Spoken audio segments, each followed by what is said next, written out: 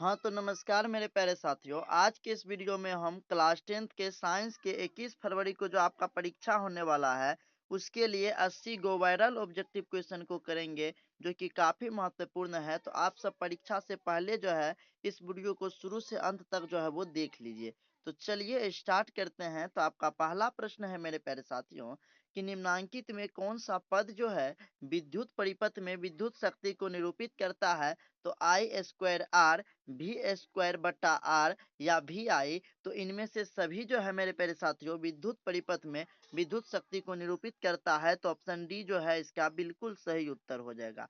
अगला प्रश्न है मेरे प्यारे साथियों, निम्नलिखित पदार्थों में चालक कौन है?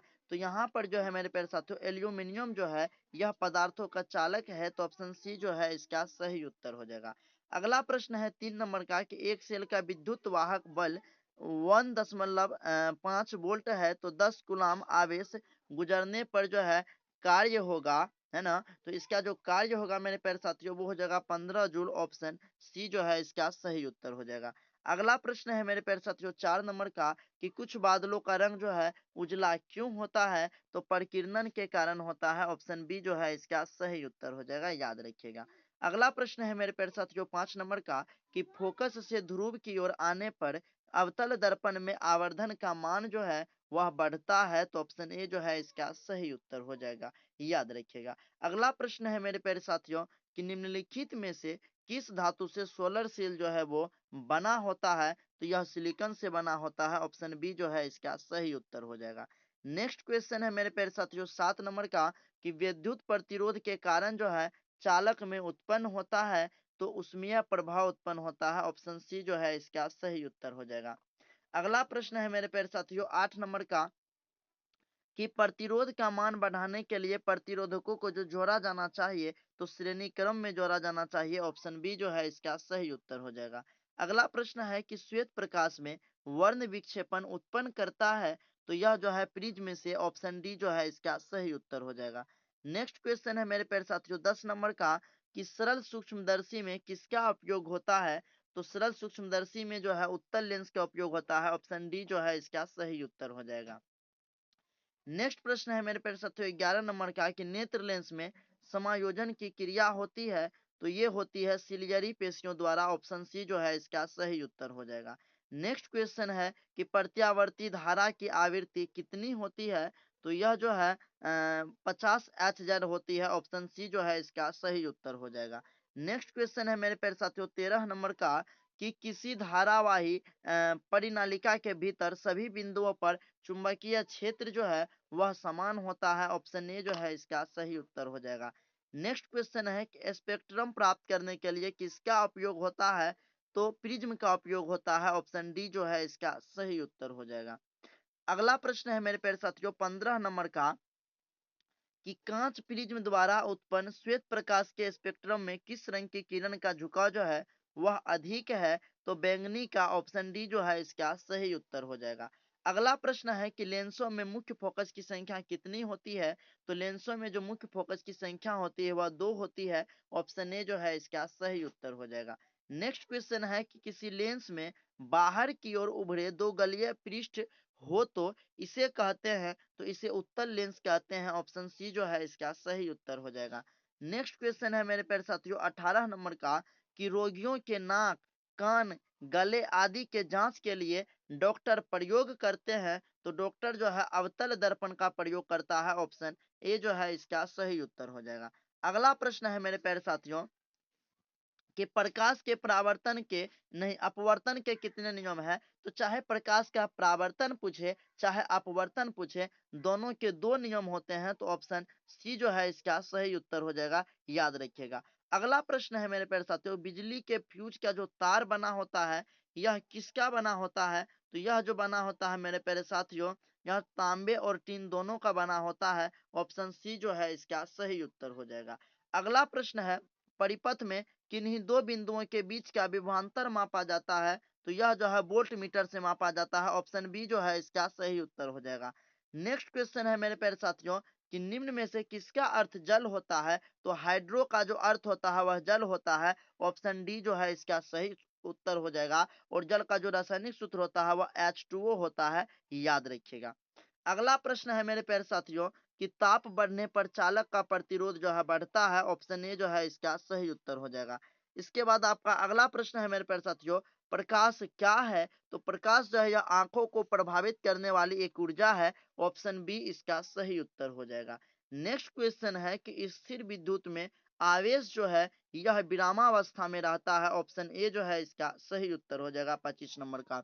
अगला प्रश्न है मेरे प्यारे साथियों 26 नंबर का कि दूर दृष्टि वाली आंखों साफ साफ देख सकती है। तो यह जो है दूर की वस्तुओं को देख सकती है। ऑप्शन ए जो है इसका सही उत्तर हो जाएगा। अगला प्रश्न है नीला तथा हरा प्रकाश के मिलने पर किस वर्ण का प्रकाश जो है वह प्राप्त होगा? तो यह प्राप्त होगा आपका क्या बोलते हैं किस वर्ण का? तो ये जो है सियान मतलब कि ऑप्शन बी इसका सही उत्तर हो जाएगा। नीला तथा हरा प्रकाश के मिलने पर किस वर्ण का? तो ये स्थान हो जाएगा ऑप्शन बी इसका सही। इसमें कुछ मिस्टेक है, इसको छोड़ देते हैं। इसके बाद आपका अगला प्रश्न है मेरे प्यारे साथियों कि चुंबकीय क्षेत्र की तीव्रता का मात्रक है। तो यह जो है टेस्ला होता है। ऑप्शन बी जो है इसका सही उत्तर हो जाएगा, याद रखिएगा। इसके बाद आपका नेक्स्ट प्रश्न है मेरे प्यारे साथियों 29 नंबर का कि चुंबकीय क्षेत्र रेखाओं की निकटता जो है यह बतलाता है। तो यह क्षेत्र का मान बतलाता है। ऑप्शन ए जो है इसका सही उत्तर हो जाएगा। अगला प्रश्न है मेरे प्यारे साथियों कि दर्पण की चौड़ाई को कहा जाता है। तो दर्पण की चौड़ाई को जो है द्वारक कहा जाता है। ऑप्शन बी जो है इसका सही उत्तर हो जाएगा 30 नंबर का। अगला प्रश्न है मेरे प्यारे साथियों निम्नलिखित में कौन सहसंयोजक यौगिक है? तो CH4 ऑप्शन सी इसका सही उत्तर हो जाएगा।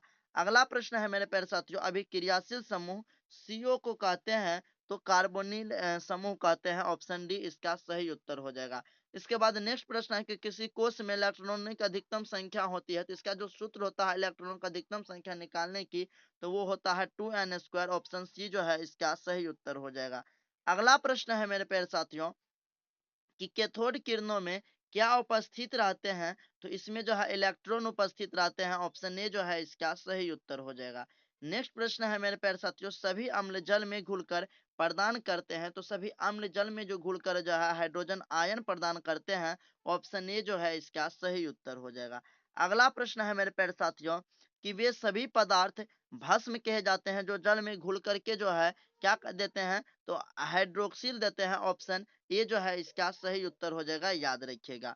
OH- ऋणायन। इसके बाद आपका अगला प्रश्न है मेरे प्यारे साथियों कि वैसे लवण है ना, वैसे लवण जो अम्ल और भस्म के पूर्ण उदासीनीकरण से बनते हैं वे क्या कहलाते हैं? तो ये सामान्य लवण कहलाते हैं। ऑप्शन ए जो है इसका सही उत्तर हो जाएगा। अगला प्रश्न है कि प्रथम कार्बनिक यौगिक यूरिया का संश्लेषण किसने किया था? तो वोहलर ने किया था। ऑप्शन बी जो है इसका सही उत्तर हो जाएगा। अगला प्रश्न है कि कैल्शियम कार्बाइड जल के साथ अभिक्रिया कर देता है। तो यह जो है एथाइन। ऑप्शन डी जो है इसका सही उत्तर हो जाएगा। अगला प्रश्न है मेरे प्यारे साथियों 40 नंबर का कि लोहा से जिंक लेपित करने की क्रिया को कहते हैं। तो लोहा से जिंक लेपित करने की क्रिया को जो है गैल्वानीकरण कहते हैं। ऑप्शन बी जो है इसका सही उत्तर हो जाएगा। नेक्स्ट क्वेश्चन है कि निम्नलिखित में से कौन अधिक अभिक्रियाशील है? तो यहाँ पर ऑप्शन के अनुसार कॉपर जो है यह अधिक अभिक्रियाशील है। ऑप्शन ए जो है इसका सही उत्तर हो जाएगा। अगला प्रश्न है मेरे प्यारे साथियों कि तत्वों के आवर्त सारणी के प्रारंभिक विकास में किसका प्रमुख योगदान जो है वह रहा है? तो इसमें जो प्रमुख योगदान रहा है तो वह मेंडलीव का रहा है। ऑप्शन सी जो है इसका सही उत्तर हो जाएगा।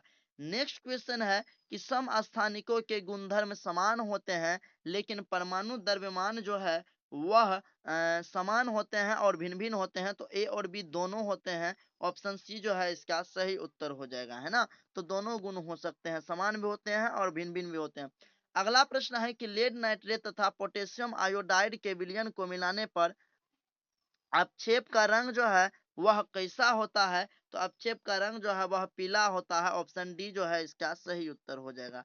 अगला प्रश्न है मेरे प्यारे साथियों कि निम्नलिखित में से किसे चाकू से काटा जा सकता है? तो यहाँ पर जो है मेरे प्यारे साथियों 45 नंबर में जस्ट मतलब निम्नलिखित में से किसे चाकू से काटा जा, यहाँ पर देखिए मेरे प्यारे साथियों लिथियम को भी हम चाकू से काट सकते हैं, कैल्शियम को भी काट सकते हैं। तो यहाँ पर ए और बी दोनों हो सकता है ना। उसके बाद एक होता है सोडियम यानी कि Na, इसको भी हम चाकू से काट सकते हैं, तो तीनों याद रखिएगा। अगला प्रश्न है मेरे प्यारे साथियों, सिनाबार किसका अयस्क है? तो सिनेबार जो है मेरे प्यारे साथियों यह Hg का अयस्क है। ऑप्शन सी जो है इसका सही उत्तर हो जाएगा।